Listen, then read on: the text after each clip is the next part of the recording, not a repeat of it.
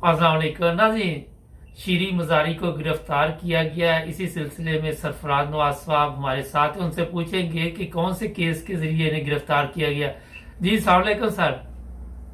वालेकुम सलाम। ये शीरी मज़ारी को गिरफ्तार किया गया है, कोई पता चला क्यों गिरफ्तार किया गया?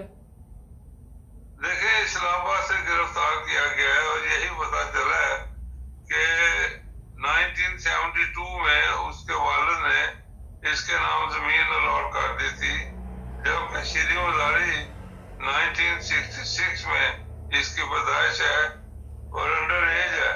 अच्छा। तो ये भी एक वजह है कि अंडर एज के ऊपर तो कोई अलॉटमेंट हो नहीं सकती। अब राजनपुर के जो असिस्टेंट कमिश्नर है उन्होंने ये मुकदमा निकाला है और इस्लामाबाद से गिरफ्तार करके अब उसकी बेटी ये कहती है कि उसको अगवा किया, मारा पीटा है और नामालूम जगह पे ले गए और ये भी नहीं बताया गया क्यों गिरफ्तार किया।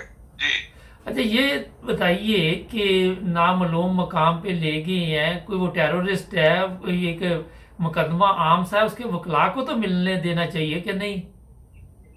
और ये सियासत में चलता है, हर तरफ चलता है। अच्छा। इमरान खान की हुकूमत थी, उधर भी चल रहे थे, तो ये कोई ऐसी बात नहीं है। ये तो एक आम बात है कि केस और भी बनेंगे, मेरा ख्याल है। जो अच्छा। पुराने केस दबे हुए हैं वो निकाल देंगे। अच्छा, मेरे पास इतला है कि 700 लोगों को गवर्नमेंट गिरफ्तार करने वाली है, आप क्या कहेंगे इस बारे में? वह कोर कमेटी का इजलास है, तो जिनके ऊपर पुराने मुकदमात हैं वो गिरफ्तार होंगे और सजा उनको पूछेंगे कि ये जो इनके मामला हैं ये अदालत में जाके फिर मामले सामने आएंगे कि क्या क्या वजह है। जी अच्छा, तो अदालत में तो ये आज भी फर्द जुर्म आयद नहीं हो सकी इसके ऊपर, हमजा पर और उसके वालिद पर, शहबाज पर। तो उस दिन तो शोर पहले पड़ा हुआ था काफी दिन से कि जनाब ये फर्द जुर्म आयद होनी, ये अदालत में नहीं आ रहे, तो आज फिर 28 मई को दोबारा कहा जनाब आओ। ये देखें, अब इमरान खान ने ऐलान किया था कि मैं इनके ऊपर फर्द जुर्म गिरफ्तारियां करूंगा, जेलों में डालूंगा 50 आदमियों को। तो एक भी आदमी अदालत की तरफ से जेल में नहीं जा सका और ना ही कोई फर्द जुर्म है और ना ही कोई सजा हुई है। तो ये सारी चीजें तो मैं कहूँगा फर्जी चीजें बनती हैं। अब 3.5 पौने 4 साल इमरान खान के ये बातें करते हुए थे और कुछ गिरफ्तारी नहीं हो सकी, कोई सजा सामने नहीं आई। जी। तो अब ये भी मामला चलेगा दूसरी तरफ भी, तो देखें क्या होता है। जी अच्छा सर, ये बताइए कि अब आप क्या देख रहे हैं कि जो नून लीग और पीपल्स पार्टी कितने दिन और ये गवर्नमेंट चला सकते हैं? अब तो देखें, ये जो प्राइम मिनिस्टर हैं शहबाज साहब, तो इन्होंने इजलास ये करना है, उसके बाद फिर ये एक खिताब करेंगे कौम से, तो वो खिताब में पता चलेगा कि इनके अज़ाइम क्या है, कितनी देर ये हुकूमत चला रहे हैं या डिसॉल्व कर रहे हैं। तो ये तो अभी स्पेकुलेशन है, तो पता चलेगा 2-4 रोज में।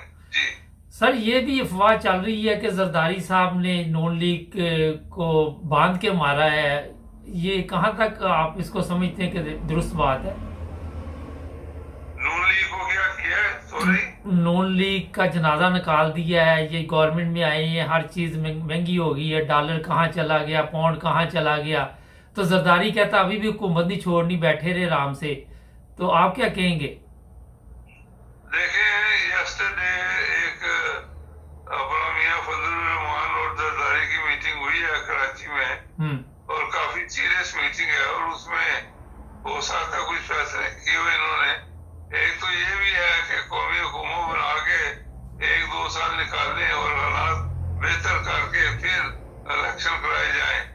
अब सारी तरफ से जोर है इमरान खान की तरफ से कि इलेक्शन करवाए जाए, और अब देखा नून और जो पीडीएम है इनका क्या अपना सामने आती है बात के इलेक्शन अभी कराने हैं या 1.5 साल पूरा करना है या फिर कौमी हुकूमत बननी है। आप इसमें जो अपना पाक फौज है जिंदाबाद, उनका भी अमल दखल आएगा कि करना क्या है। जी, वो तो कहते हैं हमारा सियासत से तल्लुक ही कोई नहीं। वो कहना और है, करवाना और है। इमरान के मुतल्लिक भी ये कहते रहे हैं कि सियासत से तल्लुक नहीं है, और आखिर तक वाज़ेह हुआ है। और ये चौधरी फवाद ने कहा भी है कि फौज ने हमारा साथ छोड़ दिया, इसलिए अज़्म एतमाद हुआ है। तो वो तो वाज़ेह चीजें दोनों तरफ से हुई हैं, और फौज की तरफ से भी हुई हैं कि हम अब कोई दखल नहीं करेंगे। तो पहले दखल अंदाजी जो होती रही है वो अलग बात है। जी, ये जो कल फैसला आया है, जो लोटे 25 जो है उनको फारिग कर दिया गया है, इनका मुस्तकबिल क्या आप देखते हैं? मुस्तकबिल हो सकता है ये चैलेंज करें, और उसके बाद ये है कि ये तो अब देखें इलेक्शन लड़ने जाएंगे तो अवाम जो है वो भी इनको कंडेम करेंगे, और ये मुंह क्या दिखाएंगे कि नए इलेक्शन में जो इनके 25 जगहों पे इलेक्शन होंगे तो इनका तो मेरा ख्याल है फ्यूचर काफी ब्लीक है। और अब पता नहीं पैसे इन्होंने पकड़े हैं या नहीं पकड़े। अगर पकड़े हैं तो गुड लक टू देम। तो ये मामले तो अब इलेक्शन में तो इमरान खान कहता रहा है कि इनको आप कंडेम करें, इनके बच्चों के ऊपर स्कूलों में कॉलेजों में कहें कि ये अपना इस तरह की बातें अब मैं नहीं बता सकता। तो ये चीजें सामने उसने वादा किया, और सबसे भयानक बात इमरान ने जो की है वो मरियम बाजी पे की है कि उसके ऊपर जो उसने कहा है चैनल के ऊपर, नहायत ही मैं कहूँगा बेशर्म और कमीनी हरकत थी। जी, अच्छा, ये मरियम में भी तो नवाज शरीफ भी तो बेनजीर की तस्वीरें फिर उस वक्त उसने आपके इल्म में है कि नंगी तस्वीरें लोगों को पहुंचाई थी, ऊपर से फेंकी गई थी। तो उस वक्त तो कोई नहीं इस तरह के बयान आए, लेकिन कल इमरान ने, लोग तो कह रहे कोई इतनी बड़ी बात नहीं की, उसने यही कहा कि मेरा नाम कम लिया करो। नहीं, ये देखें अभी तो शेर रशीद है जो इनमें इस तरह की चीजें करने वाला उस वक्त का आदमी है जो बेनजीर के बात की है आपने। तो अब तो मैं कहूँगा कि इमरान खान ने तकरीर में मुल्तान के जलसे में ये जो बगावती की है, पूरी कौम चीख उठी है कि इसने ये बात क्यों की है, और इतनी बेशर्मी की बात कि खामद का कह रहा है कि ये ऐसी बातें कर रहा है। तो मैं तो कहूँगा कि इमरान को पूरी तौर पे टीवी के ऊपर आके माफी मांगनी चाहिए, बल्कि फॉर्म पढ़ना चाहिए अपना मरियम बीबी के तौबा इस्तग़फ़ार में से गलती हुई है, मैं आइंदा ऐसी गलती नहीं करूंगा। जी, लेकिन ये पहली दफा ही पाकिस्तान में औरत की बेहुरमती हुई है आपके ख्याल में?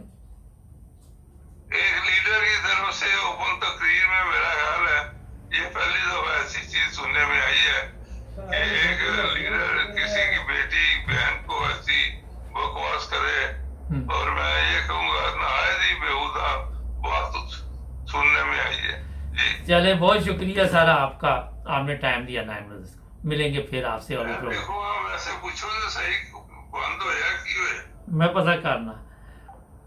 नाज़रीन, सरफराज नवाज साहब थे, की थी उन्होंने मुझे वैसे ही कॉल, कोई काम था प्राइवेट, मैंने कहा पूछता इनसे ये क्या कहते हैं। तो जुड़े रहे हमारे साथ, सब्सक्राइब भी करें। मिलेंगे नए प्रोग्राम में।